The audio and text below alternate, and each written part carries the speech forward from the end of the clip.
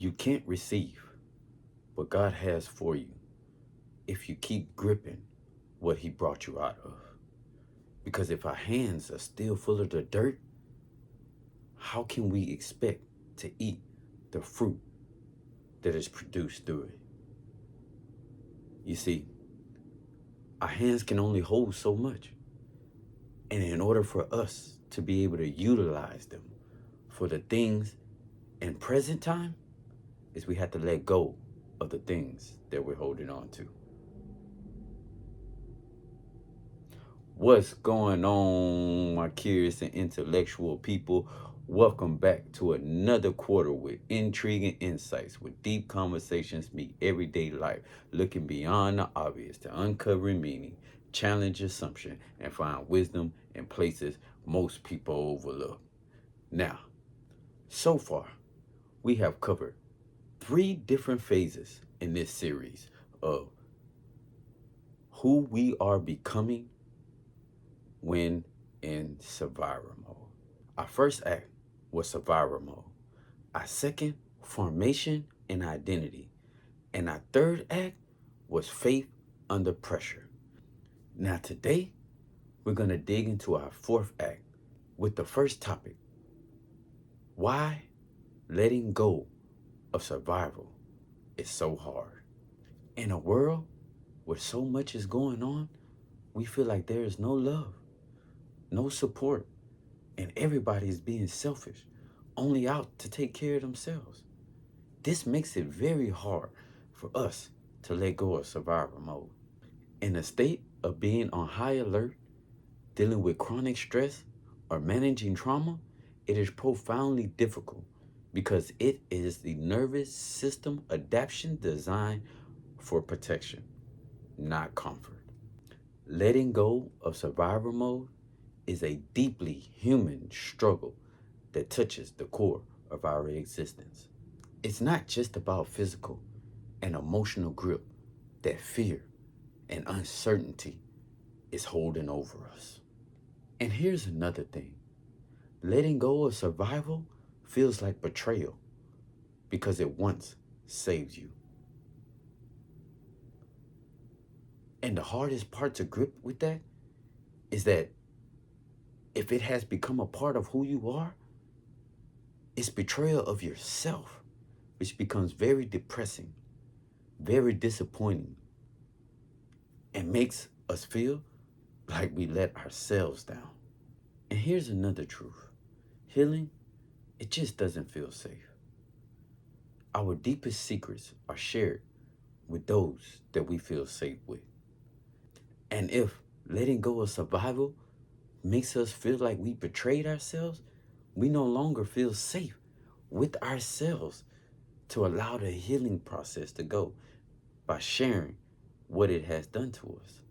Because our deepest pains, traumas, and dreams are only heard to those that makes us feel safe and welcoming. So yeah, when letting go of survivor mode, healing will feel wrong before it feels right. When we begin to heal, we are dismantling the survivor mechanisms, such as hypervigilance, emotional numbness, and or constant busyness that once protected us. But did you know that this is also a form of grief? So that means we have to allow the grieving process to take root as well before we can even step into the other phase. See, there's layers to these things, and we don't realize that those layers are there until it's either pointed out to us or we go through it, get past it, and see it from retrospect. But the journey to becoming better is actually greater than what we expect. So we have to allow that survivor mode grieving stage to take its root. Other than that, we're going to miss even a phase in between that process that needs to be processed to make us better and understand completely what's going on with us in the inside. Now, this grief is going to be harder to perceive because it is an adaptive grief, something the mind and the body processing the loss of what once felt normal, even if it was unhealthy. This grief is a loss of familiar identity, emotional anchors, old coping mechanisms, or nervous system misinterpretations associating familiar with safe or grieving unmet needs. But here's the thing, what you're feeling is letting go of defenses that feels like you're losing protection, leading to vulnerability, anxiety, and a feeling that is something is wrong, even when you're finally safe. So I have something that I want to share from Google that might help you with the understanding of this concept.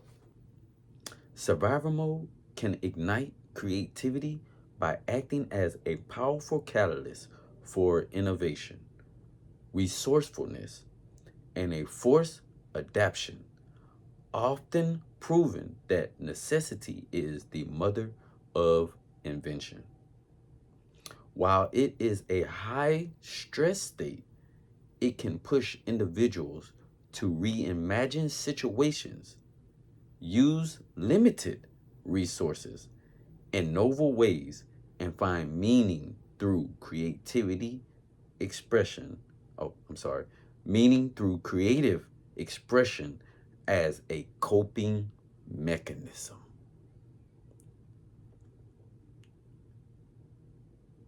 This is what we call survival mode. And we're familiar with it through behaviors. Because when we get into survival mode, that means we get into that mindset of I have to do what I have to do in order to survive. For me, the realization to this came in prison, where you see individual has been stripped of everything with nothing, tap into that survivor mode in order to make ends meet. Because what most people don't really understand is, yeah, you get a free meal, but that meal is malnutrition. Like, the calorie count for your daily is under the 2,000 that is supposed to be a normal. It's probably like 1,200, 1,300. Poor. And the food is trash. So what happens is people tap into that. So they find ways to create needles and threads, get thread from bed sheets. I'm really giving up the game here. But anyways, turn color from M&Ms, buy a pack of M&Ms, put in some water, let the color dilute in order to paint. Therefore, get grids to start drawing to make portraits. All kind of things brings in to that innovative side in order to create for them something to survive. We all do this. This is a part of our human nature. And this is something that brought to my realization. So what is it that brings to your realization that says this brings out creativity, which is absolutely nothing wrong with it? The problem is that creativity born to be innovative out of survivor mode still a part of who you are? Because it was only supposed to be seasonal. Anyways, here are some breakdowns how survivor mode impacts creativity. So this is good. Survivor mode is beneficial, but it's only beneficial for a certain time period. It's not a lifelong journey thing. But the necessity sparks innovation. It's also a tool for coping. But coping is not transformation, by the way. And it is forced perspective shift. meaning giving you a new view of things. But again, as I stated, if the process is not accurately done, even the processes in between the things, such as coming to realize that when you're stepping out of survival mode into safety mode, it's a form of grief that you have to allow yourself to process that grief of something that you lost, then you get caught up still in the mix and still operating out of something that is not meant to be forever. Just food for thought. So, here's one thing that we have to take into consideration in order to get out of this state, position, or stage that we're in that we so want to get out of. Growth requires letting go, but survival says hold on tight. Now let that sink in for a little bit. One more time. Growth requires letting go, but survival says hold on tight. And you know that old phrase, old habits die hard. But have you ever asked yourself why? Because old patterns feel familiar. The brain equates familiarity. The brain equates familiarity with safety, causing it to default to predictability, habitual behaviors, even unhealthy ones, such as over uncertainty or new choices. These patterns often stem from early life experiences that were normalized, making chaotic and dysfunctional situations feel comfortable, predictable, and ironically, safe. And here's a few just to show you what these type of situations look like. So we have parentification and over responsibility. And this is when the child has to act like the parent to the siblings or to the parents, causing them to feel comfortable only when they are fixing, managing, or sacrificing their own needs. Then we have unpredictability and chaos, living with constant yelling, crisis, and volatile moods causes them to associate chaos with the home. And lastly, we have emotional neglect and self-reliance. That is I. When parents are emotionally unavailable, children learn that asking for support is pointless, growing up into adults that cannot ask for help and confuse extreme isolation with independence. Now, there were some other ones too, but I decided not to tap into those. Unconditional love and criticism, conflict modification, but I just tapped into a few. One that, of course, resonated with me, and two others that I thought everybody else definitely deal with growing up with parents that only knew what they knew, and they taught us that, and because of that, it planted things in us that caused some dysfunctions within ourselves. But not to blame the parents or anything like that. Everything is for us in our own work.